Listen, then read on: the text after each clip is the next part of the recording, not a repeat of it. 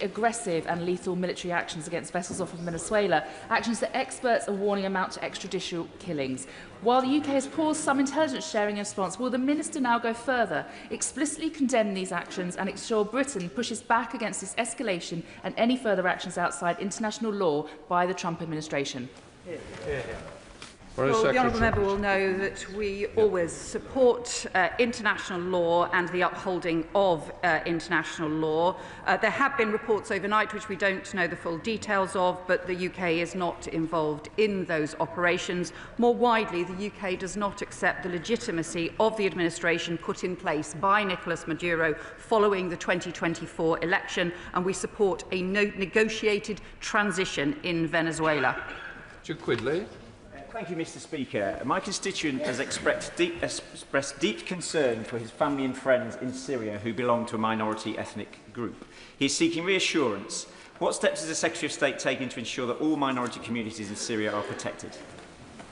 Minister. I thank my honourable friend for the important question. We have consistently advocated for an inclusive political transition and underlined the importance of protecting the rights of all Syrians, publicly and in our engagement with the Syrian government. The Foreign Secretary and I were clear on UK expectations for Syria's transition when we met with Syrian Foreign Minister al-Shibani last month. The protection of the rights of all Syrians, wide consultation with Syria's diverse communities on next steps in the transition, and of course, holding perpetrators of violence to account. Tom Gordon. Thank you, Mr. Speaker. Last month I met with Anusha Ashuri and opened his exhibit Surviving Evan at Harrogate District's Amnesty International event at Ripon Cathedral. Given the continued use of arbitrary detention and state-sponsored kidnapping and hostage-taking by Iran, what steps are this government taking to strengthen protections for British nationals when abroad? Mr. Speaker, I am familiar with the case that the honourable member mentions. Indeed, at all the other detention cases in Iran, we are working to ensure that those individuals have full access to consular assistance where they need it, as indeed British nationals do across the world. Dr. Betty Cooper. Thank you, Mr. Speaker. As we know, our ODA budget is currently reduced to allow defence investment. Given the continuing need to improve global health, not least to guarantee our own health and security, would the Minister meet with myself and other concerned colleagues to discuss how best to continue to protect life-saving health programmes and the work with women and girls, which she has rightly prioritised? I thank my honourable friend for her question. We will be very happy to meet with her. The UK will continue to centre women and girls in everything that we do internationally, from our diplomacy to our development work. We will mainstream gender across the department's work to ensure we deliver maximum impact. We are retaining our ODA target for gender equality and will share an update on further measures to strengthen our approach to mainstreaming in due course. Thank you, Mr. Speaker. There were concerning reports prior to talks last week with leaders of the British Overseas Territories that the government was planning to cave into pressure from the British Virgin Islands, the epicentre of billions of pounds of tax evasion, and allow it to restrict public access to a register of company share ownership.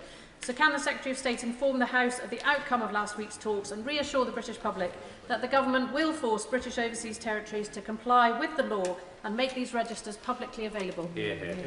Minister. Well, she can find the communiqué online, Mr. Speaker, and the Economic Secretary to the Treasury and I met with the leaders from the Overseas Territories last week at the very successful Joint Ministerial Council. And again, I set out very clearly our expectations on registers of beneficial ownership. But I would point out that all OTs with financial centres have committed to upholding international tax standards, including those on tax transparency and exchange of information, as well as base erosion and profit sharing.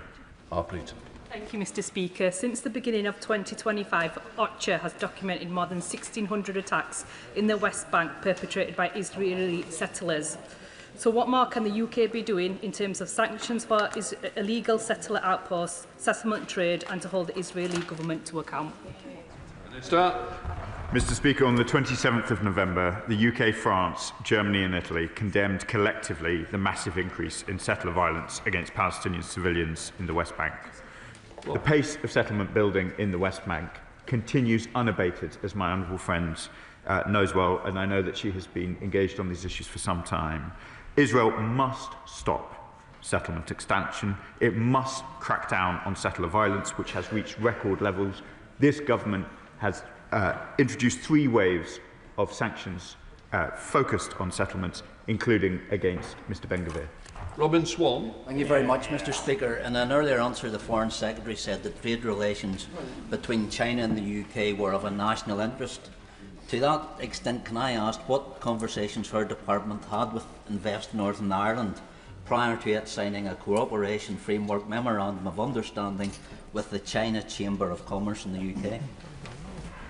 Minister. Mr. Speaker, this government supports UK businesses to do business with China whilst being open-eyed to any risks.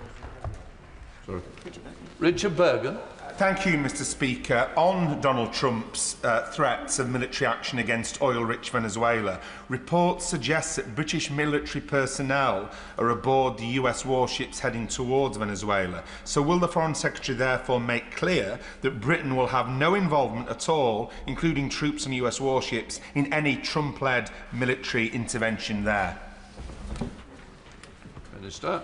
Well, Mr. Speaker, as the Foreign Secretary made clear a moment ago, the UK is not involved in these operations. There are reports overnight which we don't know the full detail, which the US will respond to, and we've been very clear that we expect all nations to operate in line with international law.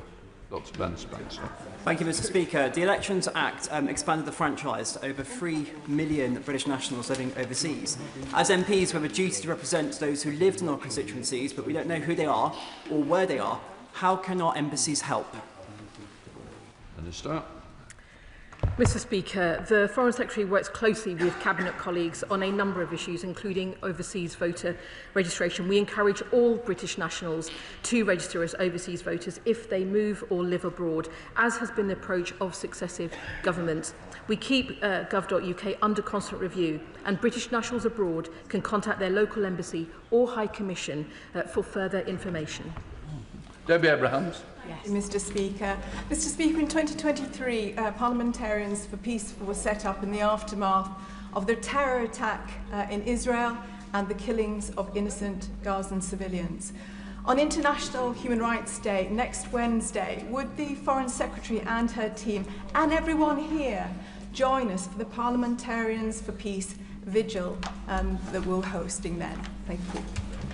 Minister. I will do my very utmost, as I'm sure other ministers will.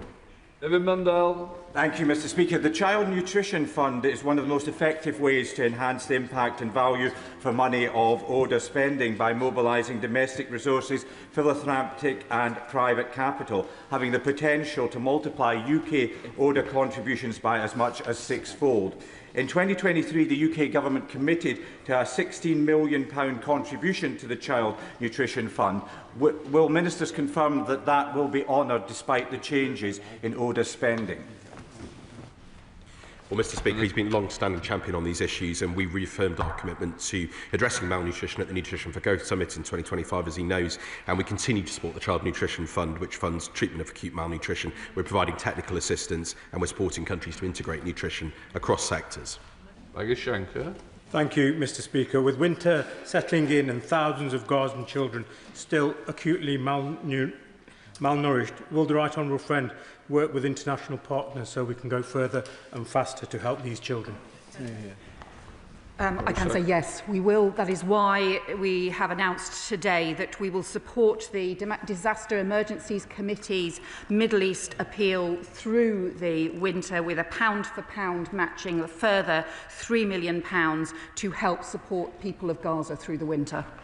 Nick Timothy. Thank you, Mr. Speaker. The White House has expressed concerns about sensitive cables that run under Royal Mint Court, as have the Dutch, Swiss and Swedish governments. I understand that the Foreign Office has denied the presence of such cables to the US government, and the Cabinet Office has denied it to the press. So will the Foreign Secretary stand up and just make very clear to the House of Commons that there are no such cables running beneath or near the site, yes or no? Foreign Secretary. Mr. Speaker, we always make national security considerations the central priority, and we continue to hold a range of discussions on national security issues with the US and with other partners.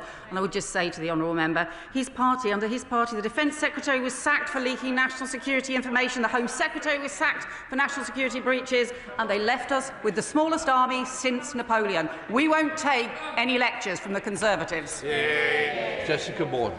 Mr. Speaker. We've seen a year of protests in Georgia against democratic backsliding and crackdowns on political opponents, which are deeply concerning, including for those in Newport with strong links with Kataisi. What more can be done with allies to increase diplomatic pressure?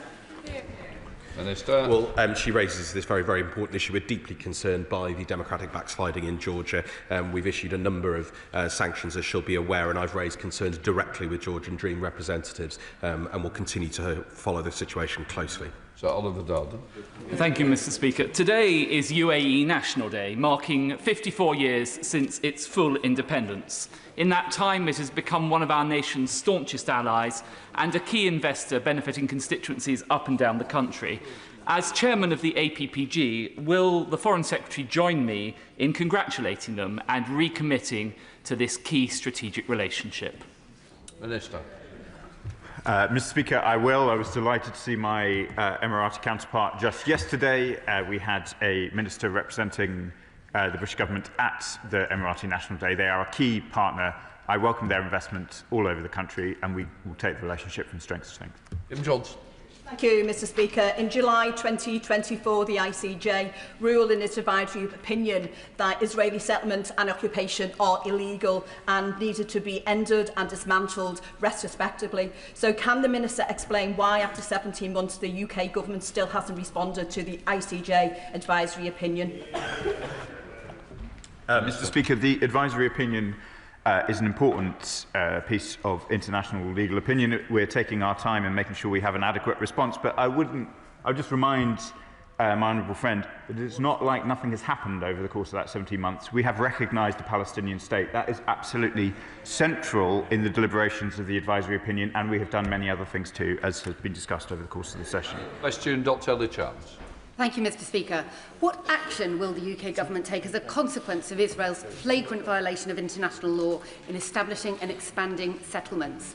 The lack of action creates a culture of impunity in which Israel feels able to greenlight the expansion of the E1 settlement, breaking division between the West Bank and East Jerusalem, putting a nail in the coffin of the two-state solution. Will the Foreign Secretary ban trade with illegal settlements to show that violating international law has consequences? Mr. Speaker, from this dispatch box, we have announced 3 waves of sanctions, including on Mr. Ben-Gvir and Mr. Smotrich. I have discussed with the Honourable Lady the questions around trade on a number of occasions. Any trade with settlements does not benefit from the trade arrangements in place with Green Line Israel. We continue to take steps to ensure that that regime is being enforced in full, and we continue to look at these issues very carefully.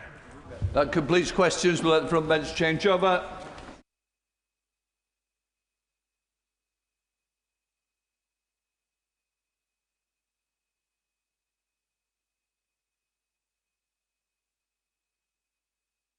I now call the Justice Secretary, David Lammy.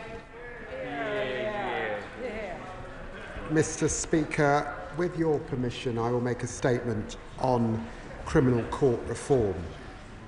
As the House is aware, the first part of the independent review of criminal courts was published in July.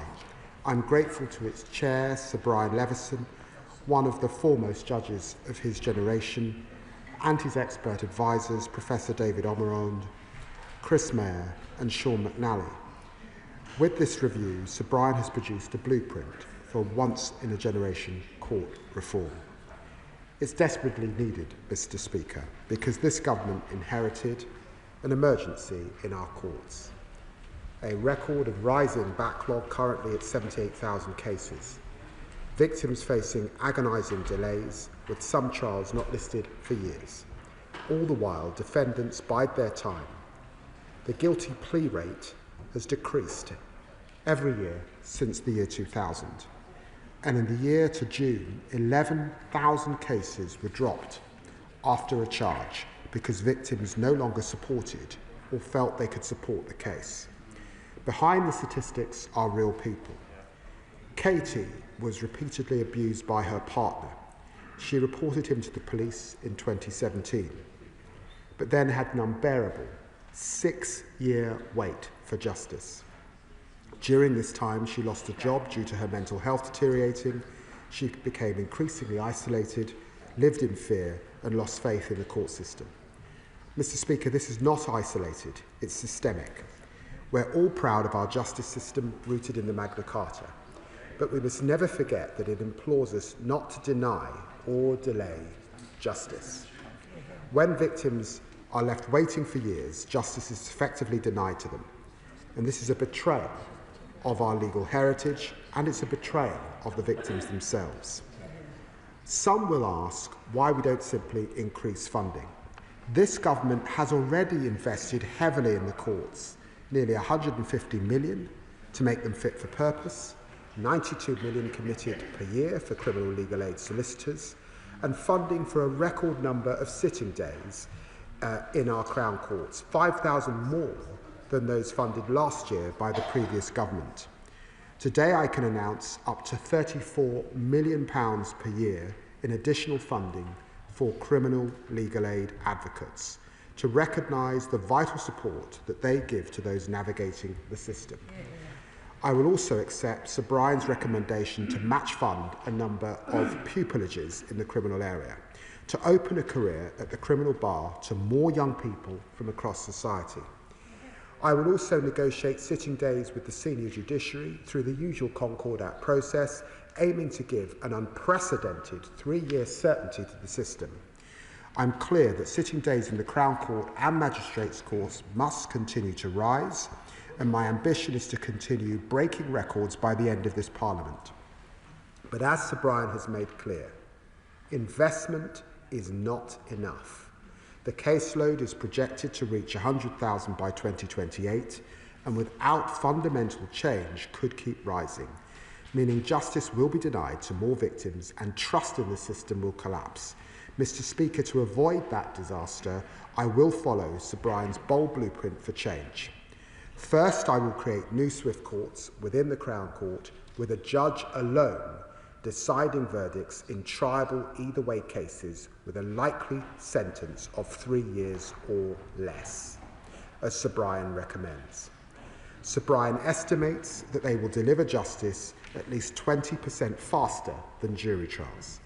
And whilst jury deliberations remain confidential, judges provide reasoning for their verdicts in open court. So this will hardwire transparency into our new approach.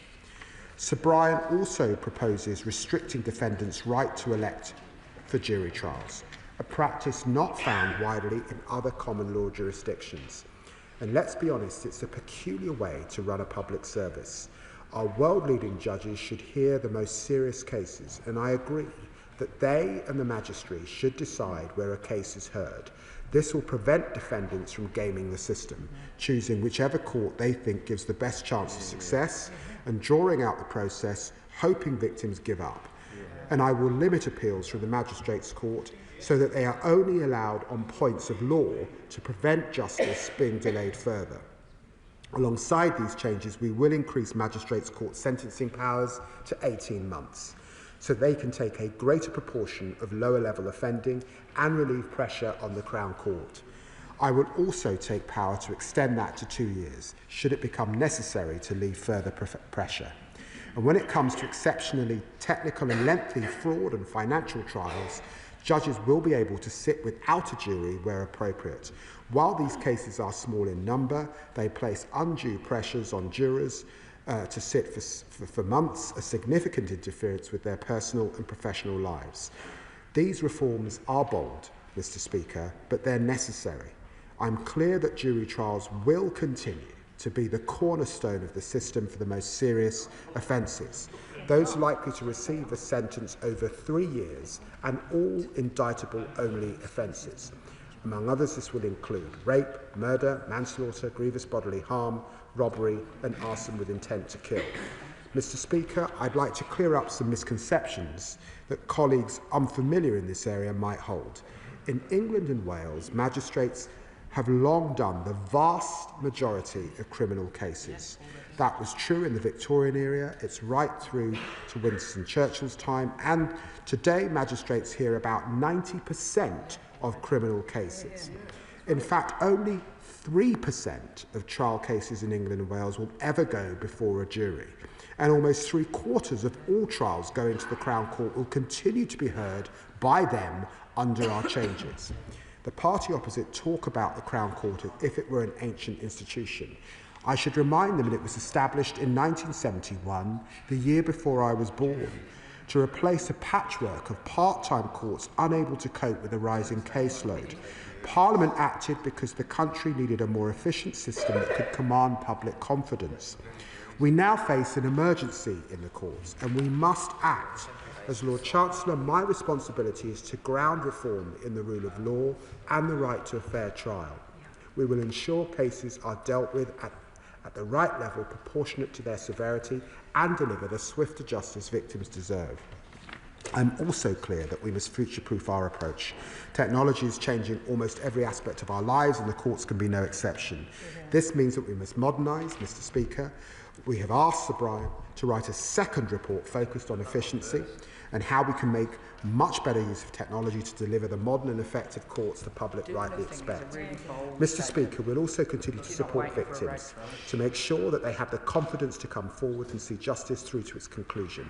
I announced this week that I will provide multi-year funding for victim support services, including specialist emotional and practical support for victims of domestic violence and domestic abuse, and increase budgets to reflect rising costs. And this will give providers a certainty to plan for the next 3 years.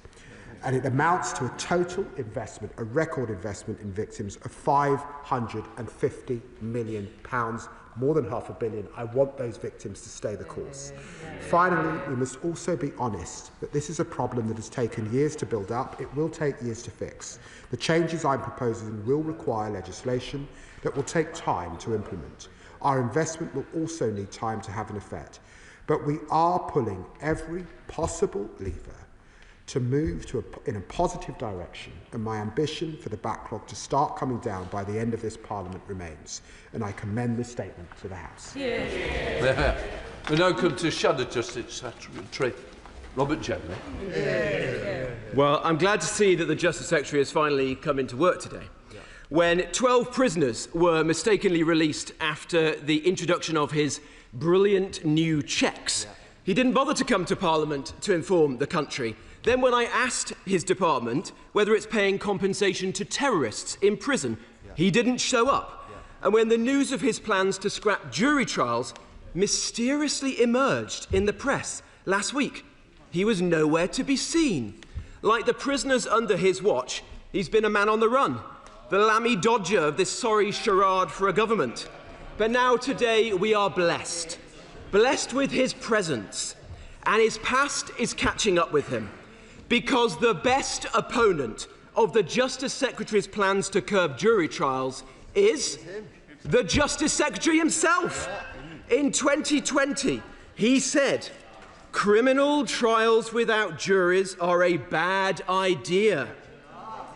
You don't fix the backlog with trials that are widely perceived as unfair." In 2017, in his report into prejudice in the criminal justice system, he found juries, and I quote, "act as a filter for prejudice." But now he's become Justice Secretary, he's scrapping the very institution he once lauded. Which is it? Will the real David Lammy please stand up? And it isn't just him. Who can guess which Labour MP said taking away jury trials would be a wholly draconian act? It's his junior minister. And what about this? There should be a right to trial by jury in all criminal cases. Any ideas, Mr. Speaker? Who else? It's the Prime Minister this time. Does this government have no shame? Now, yesterday the Justice Secretary boldly claimed that if the medieval barons were around today, they'd support his changes. Well, then again, English history has never been his specialist subject, has it? 800 years on from the Magna Carta, we have another unpopular leader who doesn't listen to his subjects, levies eye-watering taxes, and a state that locks people up for what they say. Well, I say, The link between British citizens and the administration of justice is as important as ever. A link that serves as a check on an occasionally overbearing state.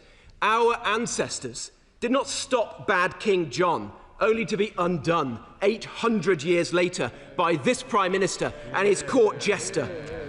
And all of this because the Justice Secretary can't manage his own department. This morning, more than 50 Crown courtrooms sit empty in England alone.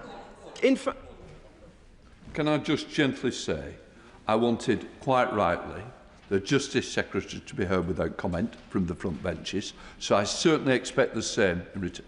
Do we understand?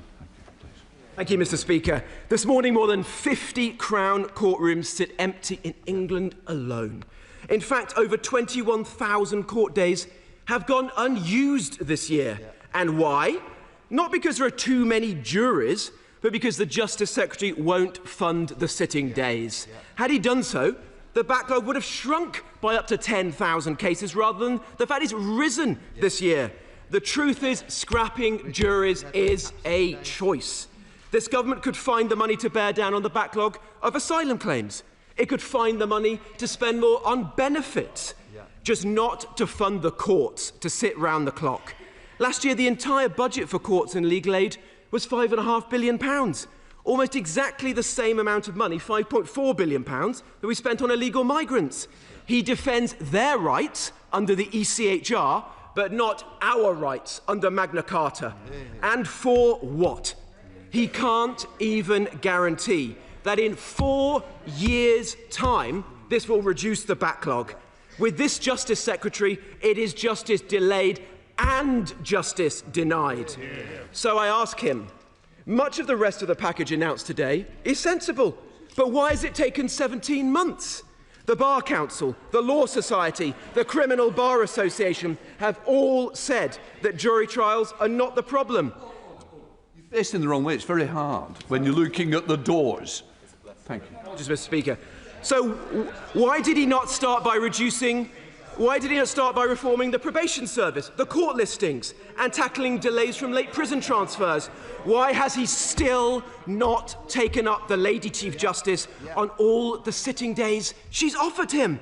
And lastly, why on earth does this Justice Secretary think he has a mandate to rip up centuries of jury trials without even a mention of it in his party's manifesto?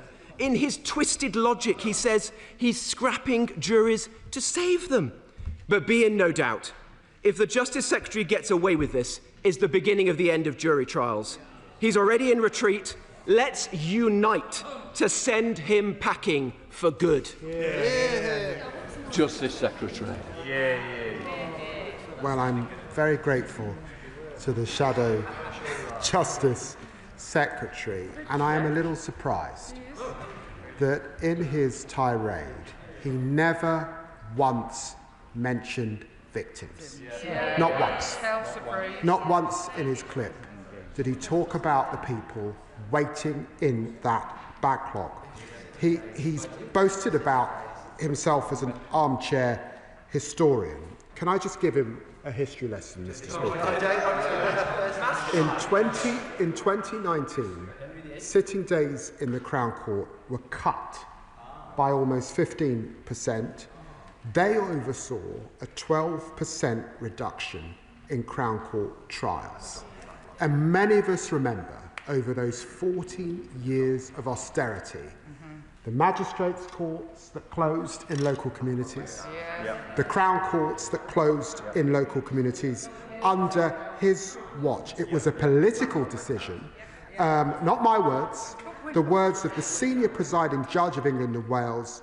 I wonder how he'll try to blame the pandemic for that decision. He talks about what I tweeted in 2020. We are saving and protecting jury trials. Jury trials will continue.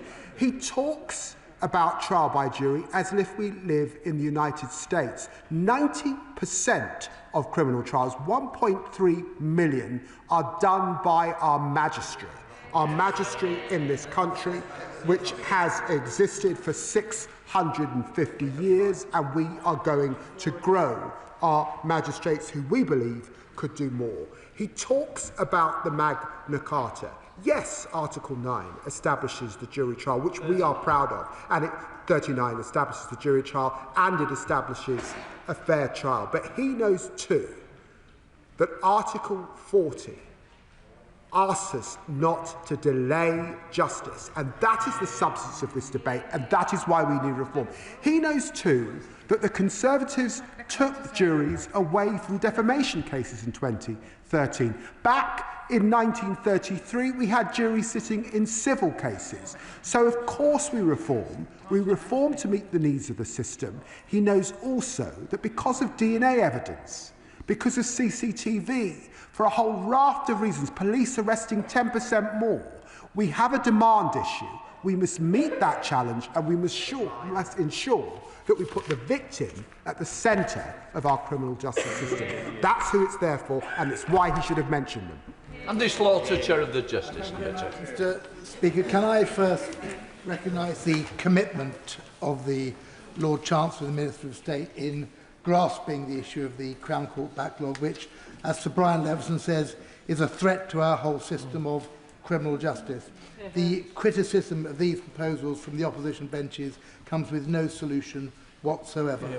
Can I also acknowledge his decision to stay within the limits proposed by Sir Brian for cases which in the future will be tried without a jury. Nonetheless, these are profound changes to the criminal justice system, which not only restrict the role of juries, but substantially extend the powers of magistrates and judges sitting alone. Will he therefore evaluate the effects of these changes to see whether they, along with other measures such as increased investment, bring down the backlog, and whether they do so fairly, without bias, and without increasing conviction rates or sentence length? And if they do not deliver on all these points, will he think again? Justice Secretary. Well, I'm very grateful to my right honourable friend for all of his work in these areas, and yes, I can commit to that evaluation, which is of course very important indeed.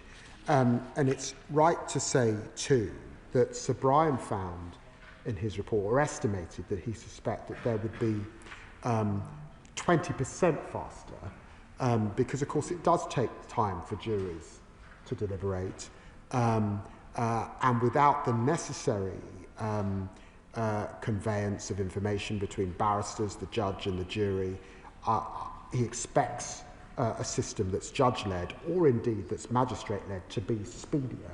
He will know too that the Magistrates' Court don't currently have a backlog, and with increasing magistrates can do a little more. Jess Brownfield, the Liberal Democrat spokesperson. Thank you, Mr. Speaker. The announcement today of the government's plan to reduce the use of trial by jury would be an historic upheaval of our court system with profound consequences. But the Justice Secretary has not stood up and argued in favour of judge-only trials on their own terms. Instead, he has made arguments that there is no alternative. That is simply not true. We have heard many within the legal profession argue that removing trial by jury is a misdirection for the multitude of problems that are actually underlying the backlog. These problems, caused by years of Conservative mismanagement, have resulted in countless wasted hours of sitting times, and victims failed time and time again. Perhaps the defendant does not arrive in court due to the broken private contracts. There is no interpreter. Maybe the witness care unit forgets to tell witnesses to attend, or key evidence isn't served until the day of trial, so the defence has no time to consider it, or there's not enough court staff to manage the security on the door and the trial runs late, or our crumbling court infrastructure results in no running water, a broken lift, even flooded courtrooms. So we do need a real solution to tackle these issues which plague our justice system, but instead the Justice Secretary intends to remove a huge number of jury trials despite his own previous opposition, all while the Ministry of Justice capital budget is being cut by 3% in real terms every year. So while I absolutely welcome the £500 million investment in victims and witness support over 3 years, the total courts maintenance backlog is estimated at £1.3 billion. So can I ask the Justice Secretary, where is the investment to fix the collapsing infrastructure in the justice system? And will he consider reopening many of the Crown Courts closed under the Conservatives, including mine in Chichester? And as he confirmed to the media today, an entire jury's worth of prisoners have been released in error in recent weeks. Does the Secretary of State have confidence in his department to oversee such an extreme and radical reform when they're not even getting the basics right? Justice Secretary. I'm very grateful to the Right Honourable Lady.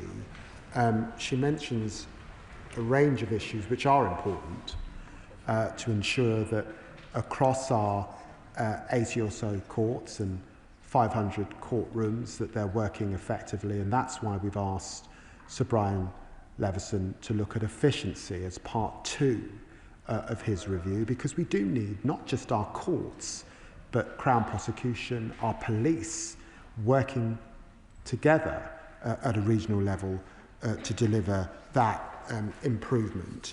I would just say to her that when we're thinking about those either way cases, I do think it's legitimate for the government to take a view on, for example, whether a driving licence fraud or fly tipping or the theft of a bike requires a jury trial, which will last 2 days, let's say, or actually it can be dealt with by a magistrate or by a judge.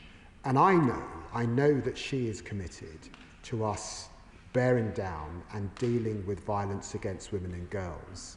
And it can't be right that if you're charged with an offence like the theft of a bicycle, theft from a vehicle, theft from an employee, that you can opt for a trial, and by necessity that goes into the system and will delay a rape trial, a murder trial or something else. That's the balance of decision that I've sought to make, and I think it's why the government has made the right decision, implemented Sir Brian's reforms. Dame Diana, Mother of the House. The entire House is concerned about victims, including attacks on women and girls. But the entire House is also concerned about the men and women who will undoubtedly suffer miscarriages of justice if the right to trial by jury is curtailed. And I would quote from a lawyer: "The right to trial by jury is an important factor in the delicate balance between the power of the state and the freedom of the individual. The further it is restricted, the greater the imbalance." That lawyer is our current Prime Minister. He wrote that in 1992. It was as true then as it is true today. How can the Chancellor stand up and propose a limitation of the right to trial by jury when he knows perfectly well the category of defendant who will suffer the ill effects of that? Justice Secretary. Can I say I'm very grateful to my right honourable friend, and I'm hugely grateful for her expertise in these areas. She will know that for lots of reasons to do with poverty particularly, many women are affected by by criminal cases that don't actually command a sentence of much more than 12 months. Actually, the vast majority of crimes committed by women are dealt with by magistrates. And it's my judgment that they could do more.